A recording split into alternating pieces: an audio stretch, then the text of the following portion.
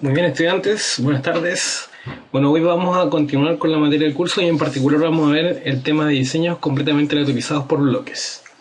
Bueno, este tipo de diseños es un diseño de experimento, ¿no es cierto?, que es una extensión de lo que es la prueba T y el intervalo de confianza también T que vimos para datos pareados o para datos pares, donde el factor de interés tiene más de 2 niveles. Nosotros, por ejemplo, cuando veíamos el tema de análisis de datos por pares, había ciertas características que debían cumplir, ¿no es cierto?, para poder hacer este tipo de análisis. En primer lugar, las muestras no eran independientes entre sí, ¿sí? Nos hablamos de dos muestras independientes porque el objeto bajo estudio era el mismo. Comentábamos en el curso anterior que, por ejemplo, podría considerarse el análisis, ¿no es cierto?, sobre la efectividad que tuvo una capacitación, por ejemplo, en Excel, ¿no es cierto?, a un determinado curso, y para ello se le hizo una evaluación sobre sus conocimientos de Excel antes del curso de capacitación a cada uno de los alumnos del curso y después del curso de capacitación. Entonces uno no puede hablar de que las observaciones antes de la capacitación y después de la capacitación son independientes entre sí, ¿sí? Porque cada estudiante tiene su forma diferente de aprender, cada uno puede aprender diferentes cosas o traer nociones distintas de antemano.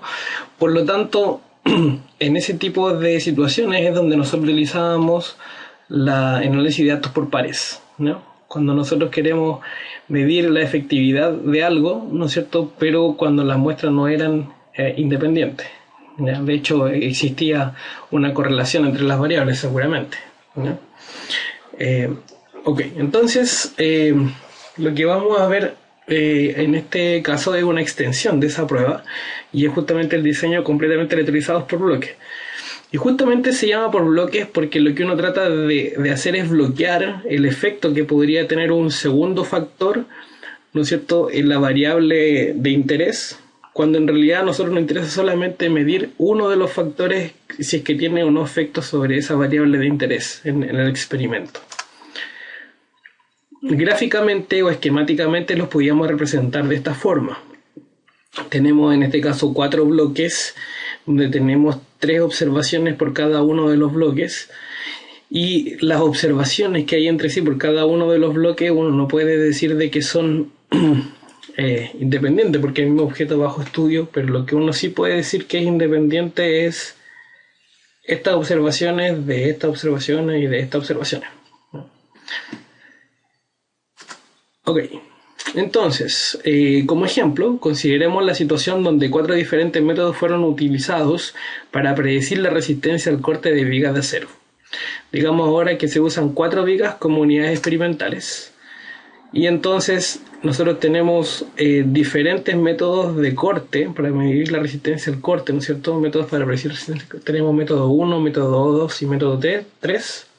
Y tenemos 4 vigas en particular, donde cada viga puede tener sus características propias, ¿sí? Por lo tanto, va a responder de forma diferente, ¿no es cierto?, frente al método empleado para predecir la resistencia al corte. Y se esquematiza de la forma que ahí aparece. La forma de notar los datos en general para estos tipos de diseño de experimentos completamente aleatorizados por bloques es la que se muestra acá.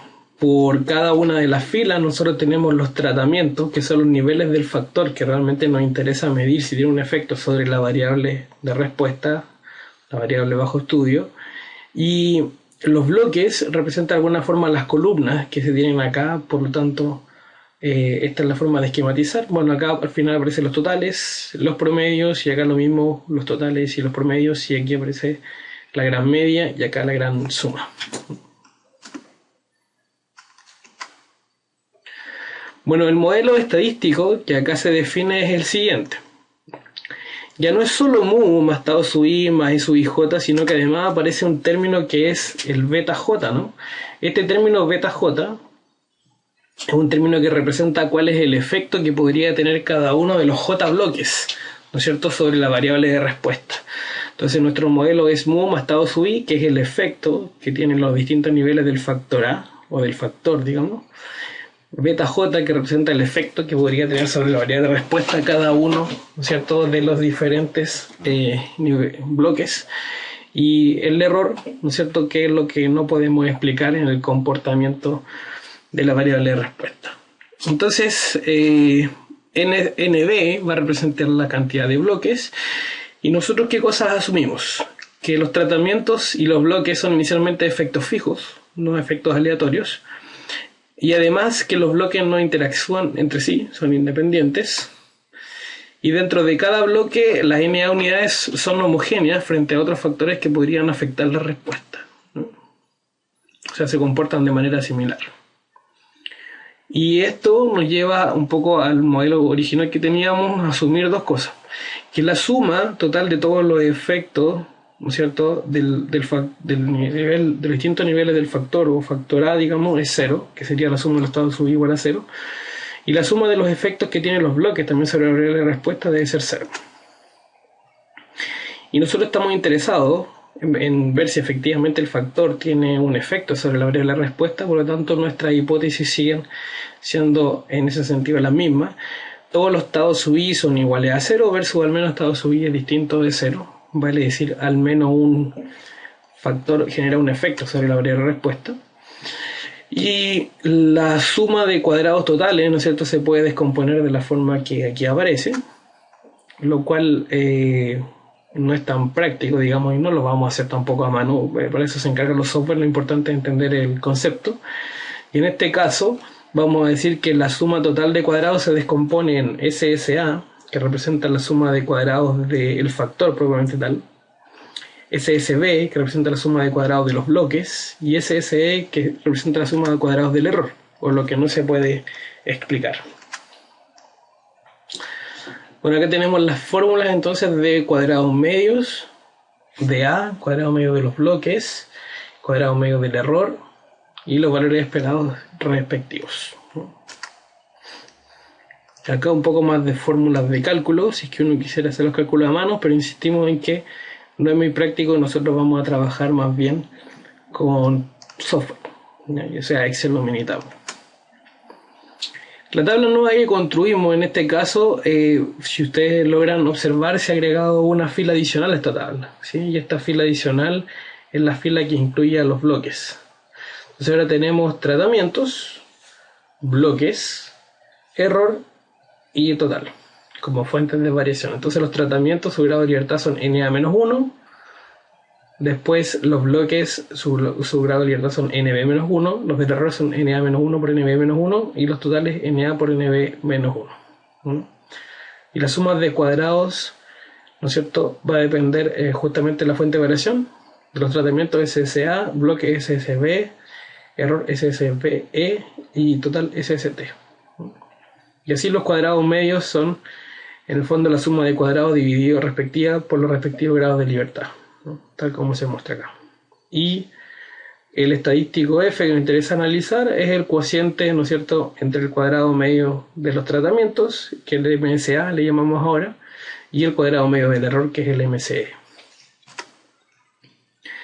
También podemos agregar una prueba adicional, si es que nos interesara medir, que es el cociente entre el cuadrado medio de los bloques y el cuadrado medio del error, para ver si efectivamente los bloques generan algún efecto, ¿no es cierto?, sobre la variable de respuesta, ¿no? En ese caso, las pruebas de hipótesis nula y alternativa serían similar a la hipótesis nula alternativa para medir el efecto de los tratamientos.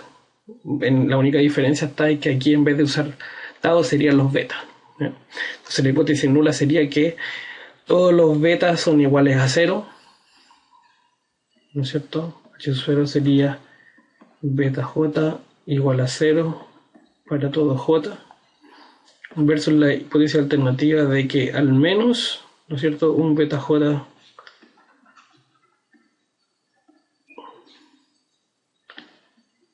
es distinto de 0.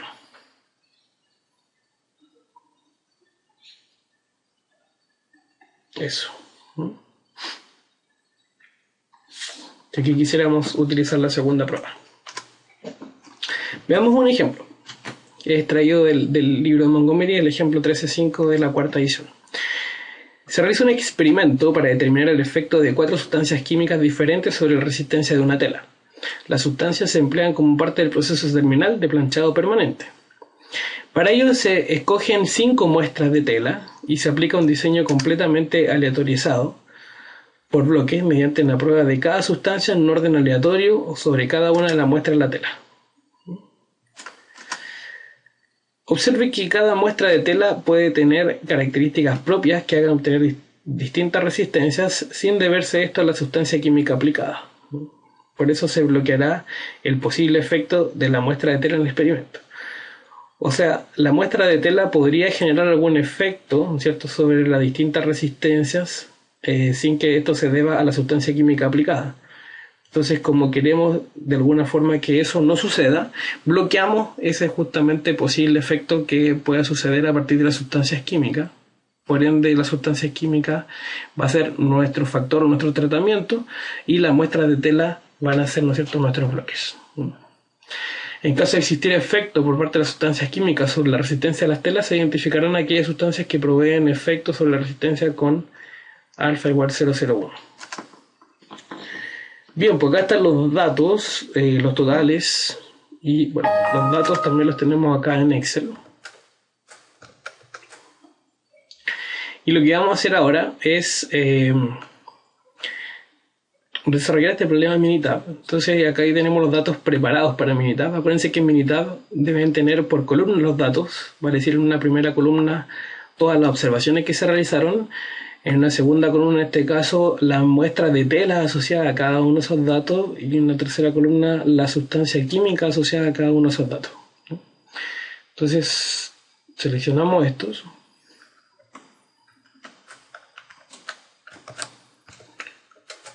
Pegamos aquí en Minitab. Y aquí vamos a ir a otra opción nueva que no hemos visto en Minitab. Entonces tienen que ir al menú Estadísticas, ANOVA. Pero dentro de ANOVA tienen que ir a la opción que dice Modelo Lineal General. Entonces la variable de respuesta es la resistencia, ¿no es cierto?, que tiene la tela. Y acá nos preguntan cuál es el modelo que vamos a escribir. Bueno, el modelo es, primero, cuál es el factor, ¿no es cierto?, que me interesa medir, que en este caso es la sustancia química, vamos a escribir acá. Y luego, cuál es lo que queremos bloquear, ¿no? En este caso, lo que queremos bloquear como efecto es el efecto de la muestra de tela, ¿no? Factores aleatorios no hay, estamos suponiendo que son modelos de efectos fijos. Y luego vamos a ver aquí en comparaciones que uno puede realizar, ¿no es cierto?, comparaciones con los métodos que ya vimos, comparaciones en parejas. ¿Y para quién? Bueno, si mi interés está, ¿no es cierto?, en la sustancia química. Ahora, si nosotros quisiéramos también medir qué pasa con la muestra de tela, a pesar de que no nos interesa mayormente, porque eso es lo que estamos bloqueando, la verdad, pero si se quisiera también se puede hacer. Podemos seleccionar y vamos a utilizar el método de Tukey con 95% de confianza. Y también nos interesa, por ejemplo, hacer la gráfica de los residuos para ver cómo se comportan ellos y se cumplen los supuestos. Entonces vamos a hacer el gráfico 4 en 1 y además vamos a verificar los residuos estándar o estandarizados versus la muestra de tela y versus la sustancia química. Acuérdense que la variabilidad de ellos debería ser la misma, no debería depender del tipo de muestra de tela o el tipo de sustancia química para que se cumpla el supuesto de homoelasticidad. Colocamos aceptar. Y acá entonces tenemos en primer lugar los resultados.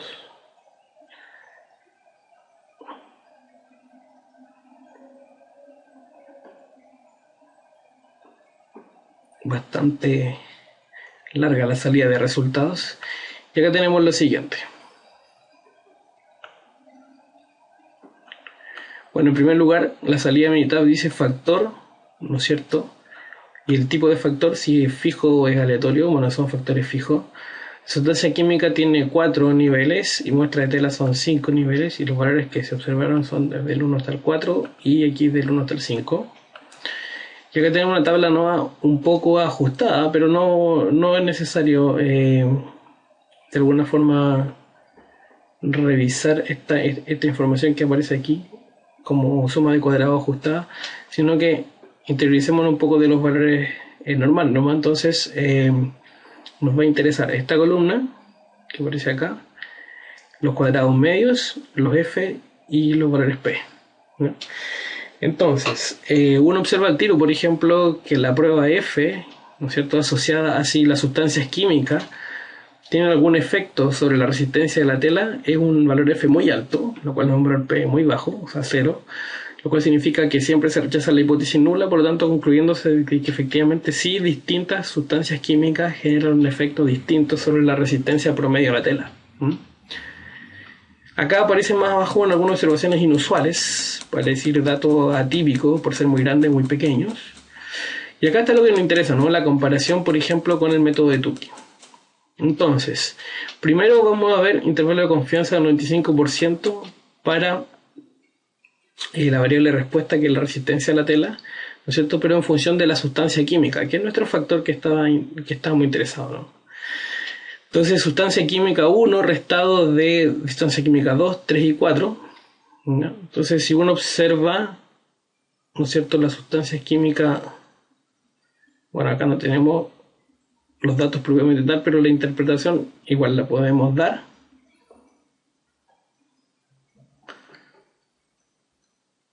Y uno lo que observa es lo siguiente.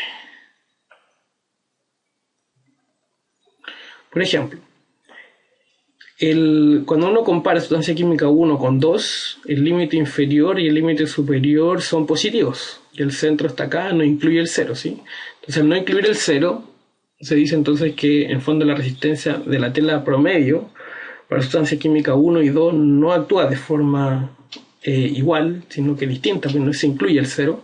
Entonces esas medias son diferentes y por lo tanto efectivamente la sustancia química 2 ¿no es cierto?, genera en el fondo una resistencia mayor que la sustancia química 1. En el caso de la sustancia química 1 con la 3, hacer esa comparación, esto sí incluye el 0, por lo tanto existe la posibilidad de igualdad. Y en el caso de la 1 con la 4, también eso es muy positivo, por lo tanto significa que la sustancia química 4 provoca o genera una mucha mayor resistencia que la 1, ¿no? Y ahí entonces podemos ver cuáles son las diferencias significativas. Ahora comparamos las 2 con la 3 y la 4, nos da que las 2 y la 3 son prácticamente iguales, en cambio las 2 con la 4 sí son significativamente distintas y la 3 con la 4 también. O sea, la 4 es diferente a todas las demás y da, si uno se da cuenta, muchos mayores valores en cuanto a resistencia a la tela. En ese sentido podríamos decir que es mejor, ¿no? Ok, y ahora vamos a analizar los gráficos que nos entregó Minitab. Y acá tenemos, por ejemplo, que el gráfico probabilidad normal, ¿no es cierto?, está bastante estable y en ese sentido podríamos decir que sí, efectivamente los residuos podríamos decir que se comportan relativamente en una distribución normal. Si ajustamos acá, ¿no es cierto?, una distribución normal, esto también se asemeja bastante, ¿cierto? Y por lo tanto podríamos decir que efectivamente da la impresión de que los residuos se comportan de manera normal. Acá tenemos los residuos en función de valor ajustado. Quizás esta gráfica no es tan fácil de interpretar. Es preferible las otras gráficas que solicitamos, que graficar los residuos versus las distintas sustancias químicas. La sustancia química podía ser 1, 2, 3 o 4. Y para cada uno de esos tipos de sustancia química, estos son los residuos. Si uno observa, efectivamente, bueno, acá uno podría decir que aparentemente hay menos variabilidad que en el resto, pero tampoco es tan exagerada la diferencia como para decir que no existe homoelasticidad. Eso lo podríamos contrastar o corroborar con qué pasa cuando los residuos los comparamos con la muestra de tela. Entonces aquí, por ejemplo, hay un poco más de variabilidad que en el resto. Bueno, y con respecto a esto y esto también. Entonces ahí quizás podríamos decir que para este ejemplo no es tan claro que se cumpla el supuesto de homogeneidad, quizás exista un poco de heterogeneidad, ¿no? Bueno, eso es un poco lo que queríamos ver. Esto es lo mismo que se explica en estas láminas que aparecen acá. Acá está descrito el procedimiento de comparación, pero el método de LSD. Y acá se explica de alguna forma cómo se obtienen los residuos, ¿no es cierto?, que Minitab nos entrega los residuos ya calculados y los gráficos respectivos. Y el análisis correspondiente. Muy bien, muchachos, la próxima clase vamos a comenzar con diseño de experimentos de varios factores. Estudien harto, practiquen las ayudantías y éxito.